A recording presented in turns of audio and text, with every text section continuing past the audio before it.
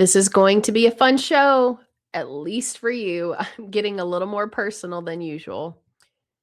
Being a business owner is the best. There is nothing better than having the flexibility, getting to make the decisions, not having a boss to report to, no endless meetings or emails. It's the best.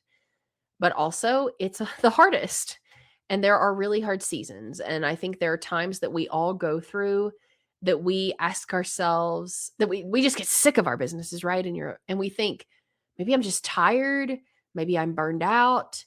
But then we talk to a friend or we journal or we talk to our therapist and we realize it's not necessarily my business that I'm tired of. I still love this thing I created, but maybe it's the way I'm carrying it, the way I'm leading it, the way I'm managing it. And today, that's what we're going to talk about. We're going to zoom out some from marketing. We're going to talk about being business leaders in general. What's the difference between burnout and just outgrowing your role? Welcome to Be Weird Marketing, marketing conversations for women who want less noise and better decisions. I'm Ashley Conway. I partner with established entrepreneurs who are done chasing trends and tired of carrying their marketing alone. This isn't a how-to show. It's a thinking space, a place to slow down, cut through the noise, and focus on what actually supports your business at this stage. Because honestly, marketing doesn't need more ideas. It needs better decisions. If there is one thing that we women are so talented at, it's having long and detailed internal dialogues. Nobody talks to us like we talk to ourselves. So we get in these situations with our businesses and we start saying things like, I should be grateful. My business is successful. Other people would love to have this business. Other people would love to be where I am. I know that. So why do I still feel so tired, so heavy? And as I like to say, I want to burn everything down about every 10 days. Just start from scratch. But let me reassure you, if those are the thoughts that you have or are having even now, you're not lazy, you're not ungrateful, you're not a bad business owner. The fact is that burnout is sometimes misdiagnosed growth. There are 3 stages that we go through as business owners. Stage 1 is the doer.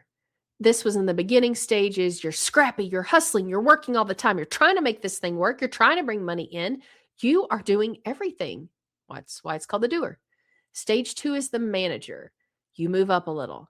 You're still executing, you're still doing a decent amount of things, but you also are overseeing some things. Maybe you have contractors or freelancers, or even you're starting to bring in some of your own team members. And then stage 3 is the leader. Honestly, I think this is what we all long for, where we get to step out of the weeds a little and give direction and remove obstacles and bottlenecks. Like we really get to become not, not an employee kind of position anymore where we're just doing everything and working as hard as we can. We want to be able to step up and out and really be the leader God has equipped us to be. The problem is many of you are stuck between 2 and 3. Between the manager, where you're overseeing, but you're also still doing a lot, and that zoomed out leader. Are you still executing some things? Are you still doing a lot of activities? Are you still approving everything or a lot of things for your team? Are you still carrying the mental load of all these different functions of your business, the operations, the team leader side, the marketing side, the finance side? You're still carrying all of that. If that's the case, you are probably not burned out from your business. You're burned out because you're still operating like you're at a doer, stage 1. It's hard to steer a ship, to be the captain of your ship when you're also rowing it. Doesn't that make sense? It's hard to captain your ship when you're also rowing it. Now, this is where the tables get turned. Let me tell you a story. I have experienced the same thing in a different part of my life. Let me paint the picture for you of 2015, 2016, somewhere around in there. At that point, I lived in, I call it like Memphis/Mississippi. We lived in Mississippi, but it was kind of on the Memphis line because that's where we worked, all that kind of thing. We belonged to this gym that we, as in my husband and I, and we had a membership that was for team training. And these classes, it was like a cross between group fitness and personal training. It was kind of a small group environment. And these classes were legit. I'm talking about battle ropes, pushing sleds with barbells on them. We had sledgehammers and tires to hit. We did uh, a lot of kettlebell work, tons of kettlebell work. It was hardcore. And let me tell you, as 33-year-old Ashley, I owned it. I owned it. I loved these classes. I was super like energetic, pepped up. I walked out of there feeling so powerful, so strong. It was that I can conquer the world feeling multiple times a week. It was fantastic. And I loved that version of myself. Now let's fast forward. Remember doing that on the VCR? Let's fast forward. It's 10, 11 years later. I am 43 years old. I have 2 elementary school girls. I am in perimenopause. I had thyroid cancer several years ago, so I have no thyroid. It's all medically controlled. I have a totally different body. I have different energy. My business is at a different place. I no longer live there. I live across the country. We have no family here. Right. It's like a different life. It's like a different person entirely. The problem is that I do not care. I do not care. There is a part of me that still wants to prove that I can do that workout. And so I try. So here's the example. I was looking at a new gym last week and they were doing a free partner workout on Saturday. So I talked my husband into this. Yeah. And it was also hardcore. It was an AMRAP, if you're familiar with that. Like as many rounds as possible. They give you these set exercises that you do and you just keep going through. So there were burpees, there were box jumps, lots of different things like sandbag work. You put it on your shoulders, you do some things with it, a lot of things. And to my credit, I'm going to humble brag. I did it. Like I was hardcore. It didn't matter that I was sucking wind. It was hard. It was hard. I was like, I can do this. I sure as heck did. I burpeed. The heck out of those burpees. And it was to prove to myself, I can still do this. I can still eat it for breakfast. The problem was, and my husband was with me, we did it. We come home. I take a shower and I knew in the shower, like I have hit my wall. I just wanted to leave the shower and crawl in bed and go to sleep. Because whatever, like if it's a bank of energy, a pot of energy, what do you want to call it? Whatever I had for that Saturday, I used it all at the gym. And then when that was done, I had 0%. My battery was dead. I was good for nothing. So that was like an entire wasted Saturday that we could have been having a good time or doing stuff with the girls or whatever it was. I was shot. Good for nothing the rest of the day. So I won the workout, but I lost the day.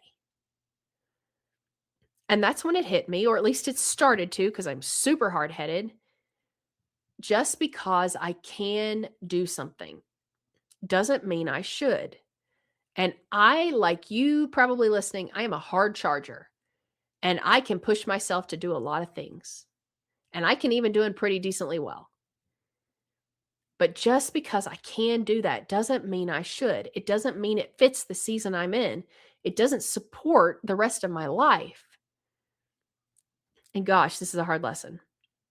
Sometimes strength isn't doing what you used to do or what you could do. Sometimes strength is admitting you can make another choice and you should.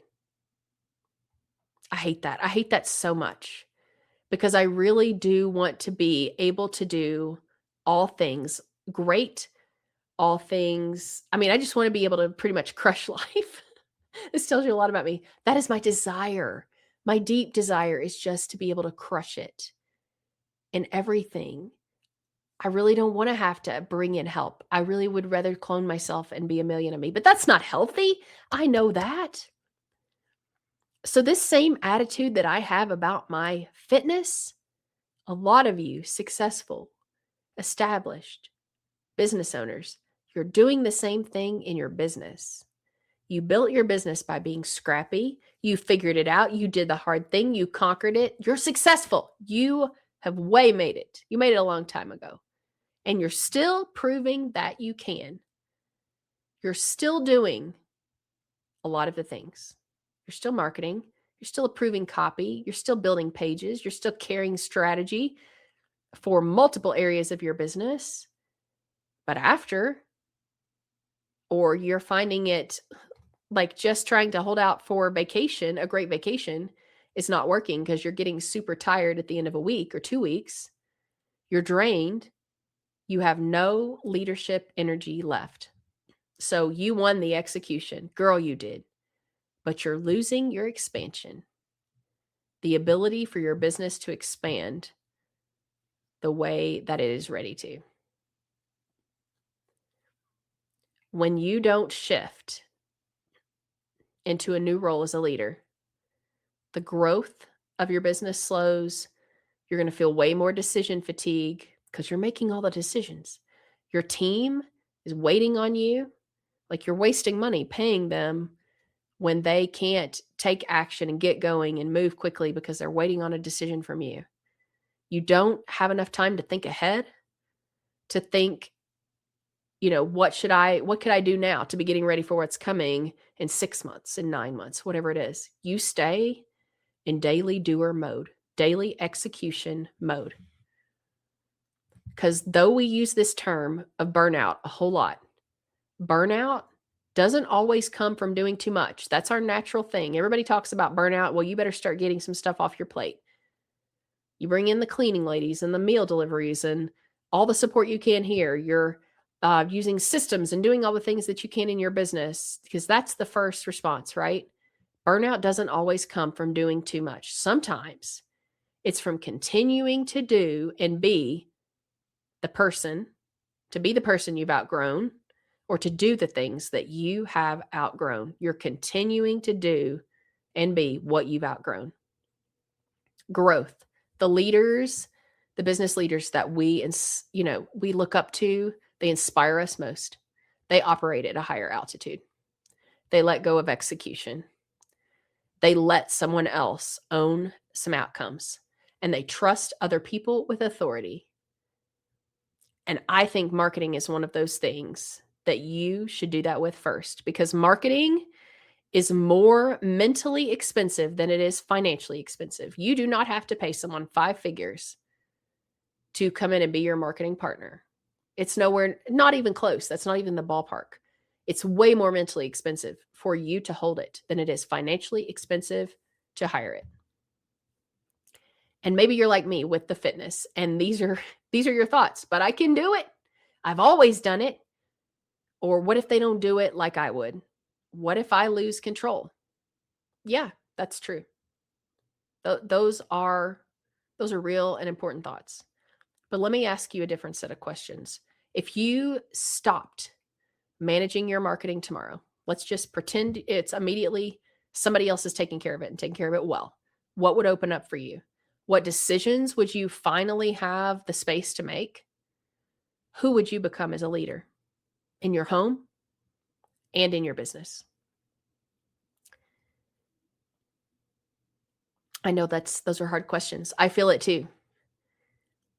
If you feel like you're constantly busy, you're constantly carrying stuff your way down, but you're not expanding into the business it's time to get into.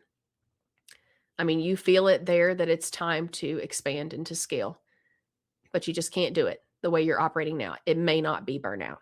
It may be that your role as a leader needs to evolve. And marketing can be one of the best things to shift, to lighten that load. If this is a conversation you want to continue, go to beweirdmarketing.com and you'll find next steps there. Thank you for allowing me to have this conversation with you. I pray just like it was. This is challenging for me to dig into, to realize these things, to ask tough questions. It is, I hope it is that for you. I hope that even if it wasn't comfortable or pleasant for me to poke at these things, that it was beneficial for you. And I look forward to talking to you next time. If this episode was helpful, I'd love it if you shared it with another woman who might need to hear it as well. You can also subscribe to the podcast so you don't miss future episodes, especially if marketing has started to feel heavier than you want it to. This is where you're going to find relief. And if you want more support, resources, or to learn more about how I work with clients one-on-one, you can visit BeWeirdMarketing.com. Thanks for being here, and I can't wait to chat with you next time.